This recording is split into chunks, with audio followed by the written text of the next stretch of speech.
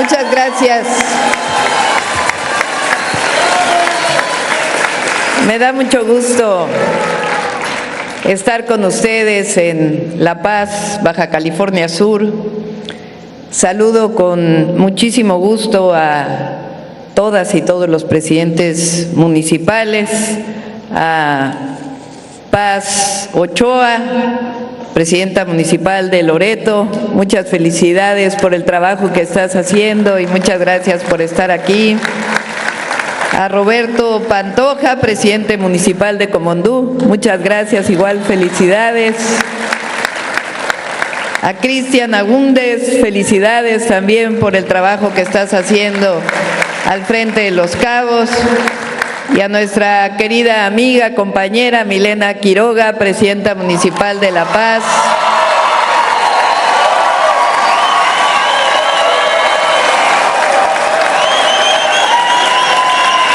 Gracias y felicidades, Milena, por todo el trabajo que haces y, por supuesto, a nuestro gran compañero, admirado, querido, Víctor Castro, gobernador del estado de Baja California Sur.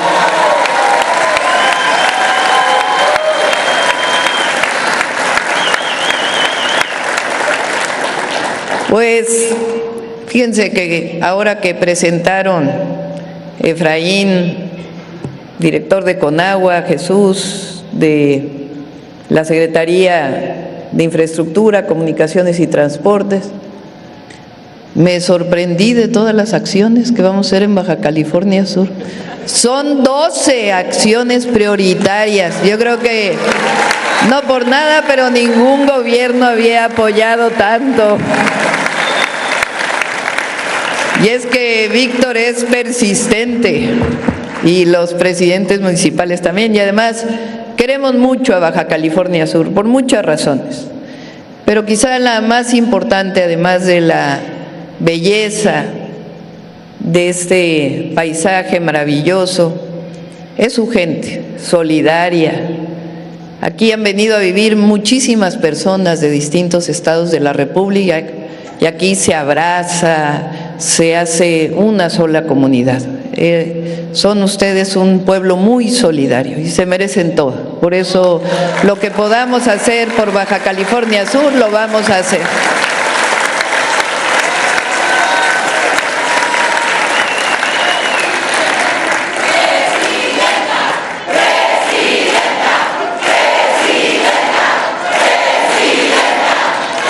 Fíjense, lo voy a poner junto. Planta de tratamiento en Loreto. Planta de tratamiento de agua en Los Cabos. Y además vamos a ayudar también ahí en la desaladora de Los Cabos, junto con el presidente municipal.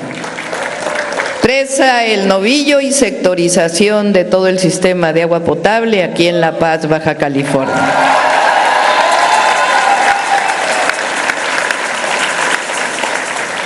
En los 5 municipios, en total de acciones de agua potable van a ser 95 acciones conjuntas entre presidentes municipales, el gobierno del estado y el gobierno de México. Paso a desnivel en la glorieta Fonatur en Los Cabos para ayudar a la comunicación de esta zona tan importante del país. Repavimentación de la transpeninsular Benito Juárez. Vamos, fíjense. Ayer le platicaba a Víctor que yo tengo 62 años, nací en 1962, en junio cumplo 63. Y yo nací en la Ciudad de México. Pero mis padres desde muy pequeños nos llevaron a viajar por todo el país. Eran amantes de los pueblos originarios. Conocimos en aquella época pues prácticamente todas las pirámides del sur, del sureste. Nomás había un periodo de vacaciones y tenían un coche, un Rambler en aquella época. Nos subían y ahí íbamos a viajar.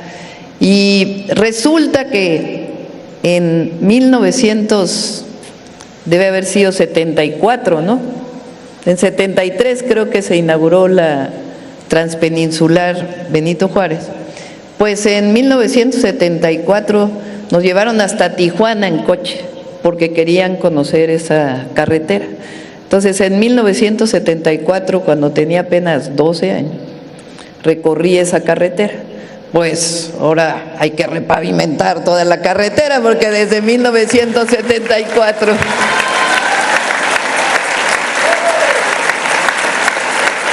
se ha hecho poco para su rehabilitación.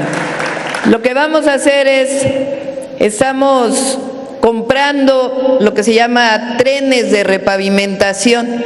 Son máquinas que se requieren para la repavimentación. Entonces vamos a traer un tren completo para que aquí se produzca el asfalto y se vaya poco a poco rehabilitando toda la carretera.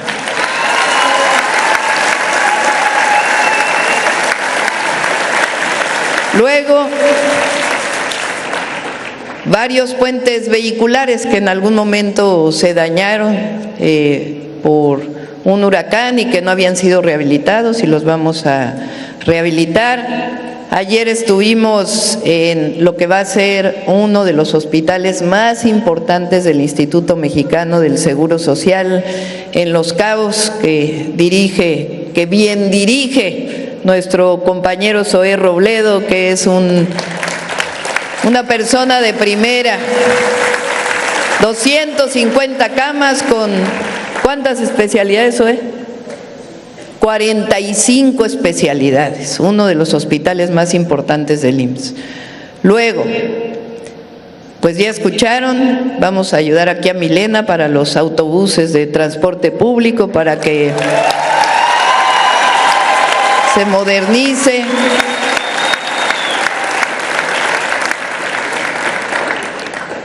Vamos a hacer 35,000 acciones de vivienda, nuevas viviendas, entre el Infonavit y la Comisión Nacional de Vivienda, en todo el estado, pero principalmente en Los Cabos, porque no puede ocurrir en nuestro país eso que se provocó durante todo el periodo neoliberal. Estos grandes hoteles con habitaciones que cuestan cientos de dólares la noche, a veces hasta miles, y quien trabaja en los hoteles viviendo en viviendas muy precarias. Esa desigualdad que se provocó durante tantos años no podemos permitirla. Entonces van a ser 35,000 acciones de vivienda que encabeza nuestra compañera Edna Vega de SEDATU.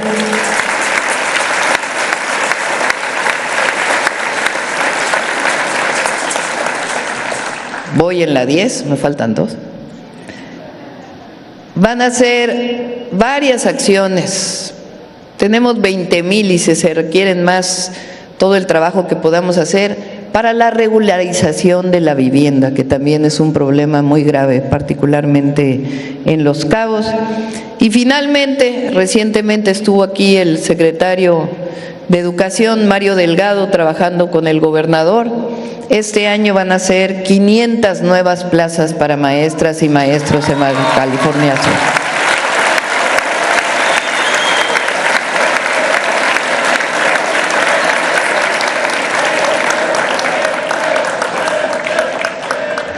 Arriba los maestros y las maestras de México, el Magisterio Nacional.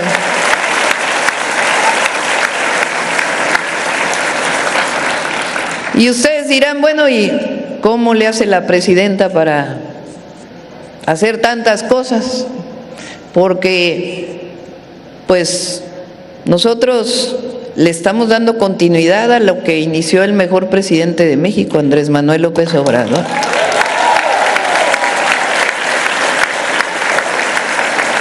Continuidad a todos los programas de bienestar, al apoyo a los adultos mayores, la pensión universal, que hoy son derechos gracias a los senadores, senadoras, diputados y diputadas de nuestro movimiento. Gracias a ellos, hoy está en la Constitución la pensión universal adulto mayor desde los 65 años. el programa de apoyo a personas con discapacidad, igual en la Constitución, las becas a los jóvenes de preparatoria, obligatorias de preparatoria pública, también en la Constitución, el programa Jóvenes Construyendo el Futuro, el apoyo al campo, todos los programas de bienestar ya son derechos del pueblo de México y le damos continuidad. Y garantizamos que su aumento anual siempre sea por encima de la inflación, para que no se disminuya el poder adquisitivo ni lo que significan los programas de bienestar.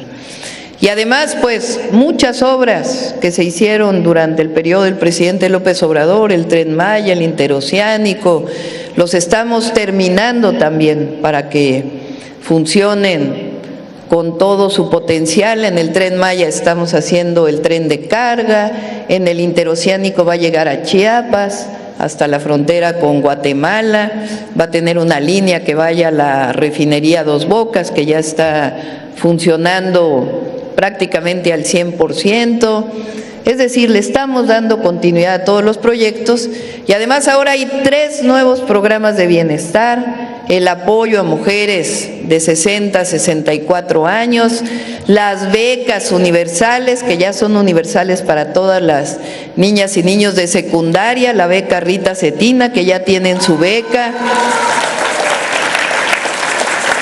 El próximo año nos vamos a todos los niños y niñas de primaria y preescolar, van a tener su beca universal, todos los que vayan a escuela pública. Acabamos de estar con las y los trabajadores de la salud que trabajan en este programa que dio inicio, que se llama Salud Casa por Casa, que son enfermeras, enfermeros, médicas, médicos, que van a estar visitando a todas y todos los adultos mayores para poderles, pues, dar un seguimiento a su condición de salud, estar en contacto con médicos para poderlos medicar y vamos este mismo año a empezar a instalar las farmacias del bienestar, para que los medicamentos de salud casa por casa puedan irlos a recoger a las farmacias del bienestar de manera directa y gratuita. Por supuesto, el IMSS Bienestar y todo lo que estamos haciendo por la salud, es decir, estamos dando continuidad y más programas de bienestar. Y además, pues estas 12 acciones que estamos haciendo en Baja California Sur. ¿De dónde sale el recurso? ¿Subimos los impuestos? No. ¿Endeudamos al país? Incluso este año hicimos una disminución del presupuesto operativo del gobierno para que nos alcanzara para más inversión. Y entonces, ¿cómo le hacemos? Se llama honestidad, honradez, que es la esencia de la cuarta transformación de la vida pública.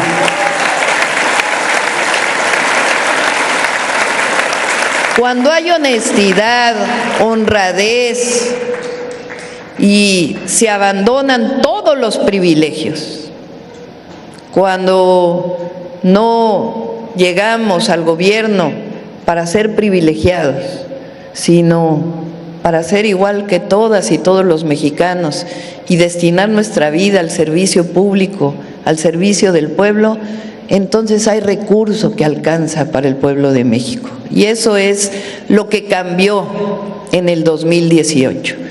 Nunca se nos debe olvidar a todos los que somos parte del gobierno y al pueblo de México de dónde venimos, de dónde viene este gran movimiento que ganó en el 2018. No nos pusieron unos cuantos empresarios en el gobierno, o no se hicieron campañas televisivas gigantescas para poder construir candidatas y candidatos. Nosotros nos hicimos desde abajo, luchando con el pueblo, luchando por la esencia de lo que queremos que sea nuestro país. Nosotros luchamos para que cada mexicano y mexicano pueda comer 3 veces al día, tenga derecho a la educación, tenga acceso a la salud, tenga vivienda, pueda vivir dignamente, tenga bienestar.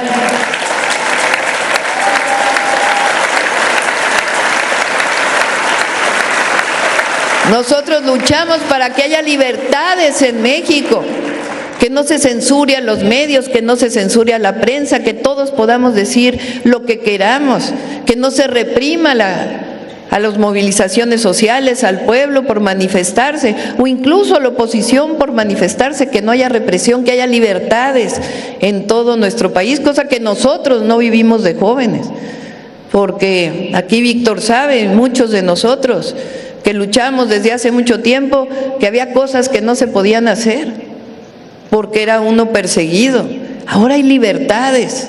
Nosotros luchamos por la democracia, porque no hubiera fraudes electorales que vivimos durante muchos años, en el 88, en el 2006, en el 2012. Nosotros luchamos para que el gobierno sea un gobierno del pueblo, por el pueblo y para el pueblo. Y eso es lo que no se nos debe olvidar nunca.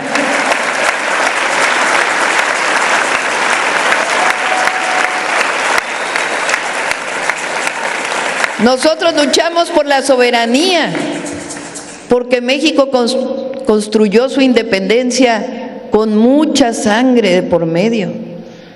La guerra de independencia para separarnos de la colonia, lo que representó la Reforma y después la invasión francesa, y aquellos liberales mexicanos con su pueblo que defendieron la segunda independencia, lo que fue la Revolución Mexicana, que también luchó en contra de la invasión, porque no se nos debe olvidar que en 1914 hubo barcos de los Estados Unidos que se apostaron en Veracruz. Nosotros luchamos por un país libre, independiente y soberano, y eso lo vamos a defender siempre, porque México no es colonia de nadie, no es protectorado de nadie.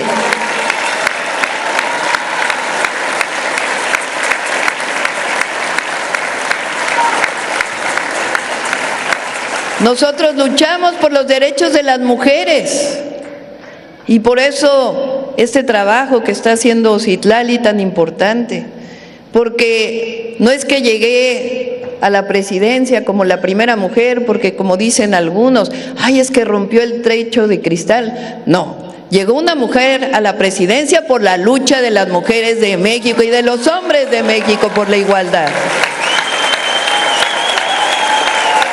Por eso siempre digo, llegamos todas las mujeres mexicanas a la presidencia de la República.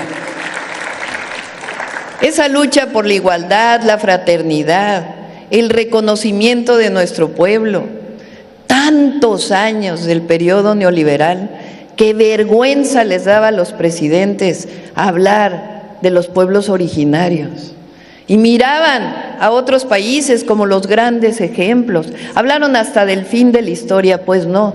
Nosotros reivindicamos nuestra historia, nuestra cultura, de dónde venimos. Nosotros reivindicamos a los pueblos originarios, y por eso se cambió el segundo constitucional para que sean sujetos de derecho y que tengan todos los derechos los pueblos originarios de México. De ahí venimos nosotros,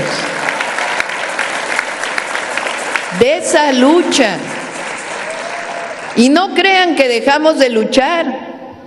No es que llegamos en el 2018 y ahí se acabó la lucha. Aquí se lucha todos los días, desde la presidencia de la República, y el pueblo de México lucha todos los días por garantizar que esa transformación permanezca y sea no solamente de un tiempo, sino que el pueblo de México, que recuperó su dignidad durante el sexenio del presidente López Obrador, siga poniendo en alto esa dignidad. Esa es la responsabilidad del gobierno del pueblo de México. Y hoy quiero referirme en particular a lo que va a ocurrir el 1 de junio, la elección al Poder Judicial. Vamos a votar entre todas y todos por jueces, magistrados y ministros de la Suprema Corte de Justicia de la Nación. Y hay que recordar por qué se dio esta reforma, porque parece que fue una ocurrencia que vino de la nada. ¿Por qué cambiar la manera en que se elegían a los ministros de la Suprema Corte? Fíjense, en 1994, el expresidente Zedillo mandó una iniciativa para cambiar la Corte, cómo se constituía la Corte y el Poder Judicial. Y ahí se decidió que fueran solamente 11 ministros. ¿Quién los nombró esos 11 ministros? Pues el presidente envió al Senado de la República una terna por cada ministro. Y el Senado decidió. Y decía esa ley, o esa forma de elegir en la Constitución, que si el presidente mandaba una terna, se rechazaba por el Senado, mandaba otra terna, se rechazaba por el Senado, al final quien decidía era el presidente de la República. ¿Ustedes creen, o les pregunto yo, qué es más democrático? ¿Esa forma de elección o que elige el pueblo de México? Porque ahora nos acusan de autoritarios. ¿Sí saben lo que es autoritario? Que se decide desde arriba, que no hay libertades, que solamente una persona decide. ¿Cómo va a ser autoritario? El que el pueblo decida. Porque ahora entre todas y todos vamos a decidir quiénes queremos que sean nuestros jueces. ¿Qué es mejor? ¿Que elija el presidente o que elija el pueblo? ¿Qué es más democrático? ¿Que elija la presidenta o que elija el pueblo? Pues ¿qué no vamos a hacer el país más democrático del mundo el 1 de junio? Porque vamos a elegir presidenta, presidente, presidentes municipales. No este 1 de junio, pero en la Constitución está establecido así, que se elige presidenta de la República o presidente, gobernadores, presidentes municipales, que eso es el poder ejecutivo. En la Constitución está que el pueblo de México decide sus senadores, sus diputados, diputadas, senadores, sus diputados locales. Eso es el poder legislativo. Y México, como muchos otros países, tiene 3 poderes: el ejecutivo, el legislativo y el judicial. Entonces ahora el poder judicial también lo va a elegir el pueblo. Y les decía, ¿de dónde vino este cambio? De que solo elija el presidente y el Senado a que elija el pueblo de México. ¿A poco tenemos un poder judicial que procura justicia, que hace justicia? Pregunto yo. ¿Es lo mismo la justicia para el que tiene dinero que para el que no tiene? Fíjense, la propia presidenta de la Corte reconoció que cerca del 50% de los que son parte del Poder Judicial son amigos, hermanos, primos, es decir, un nepotismo en el 50% de los puestos. O sea que no hay carrera judicial. Quiere decir que quien llega al Poder Judicial pues es por ser amigo, primo, hermano de los otros. Y luego, muchas leyes que se aprobaron por el legislativo y la Corte las echó para atrás por razones de procedimiento, como por ejemplo una reforma que se hizo para que la Comisión Federal de Electricidad pudiera tener preponderancia en la generación eléctrica y no hubiera problemas, la echaron para atrás, según estas, por un asunto de procedimiento en la época del presidente López Obrador. O sea, metiéndose la Corte a legislar. Y luego ya lo peor de lo peor de lo peor de lo peor, delincuentes que salen por supuestos amparos. Entonces, ¿está bien el Poder Judicial ahora? Entonces se decidió que en vez de que la presidenta haga como se hizo en el pasado, de que la nueva presidenta elija quiénes van a ser los nuevos ministros, no, nosotros estamos renunciando a ese derecho que tenía el presidente de la República. ¿Y por qué renunciamos a ello? Porque queremos que elija el pueblo, porque eso es democracia, porque juramos ser un gobierno del pueblo, por el pueblo y para el pueblo de México.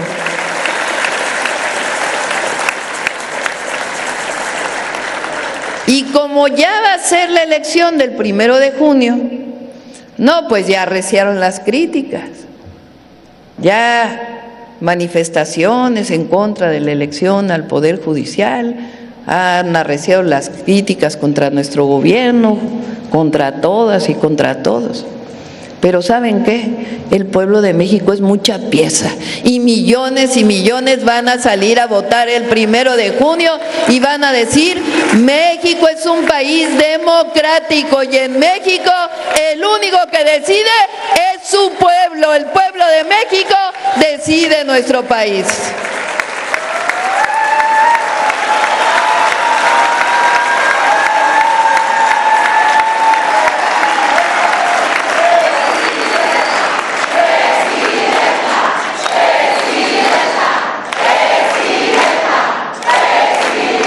Para eso luchamos tantos años. Así que sepan que nunca nos vamos a alejar del pueblo, jamás. Nosotros llevamos en el corazón, en la mente y en nuestra historia los principios de nuestro movimiento. Nosotros no mentimos, no robamos y nunca vamos a traicionar al pueblo de Baja California Sur ni al pueblo de México. ¡Que viva Baja California Sur!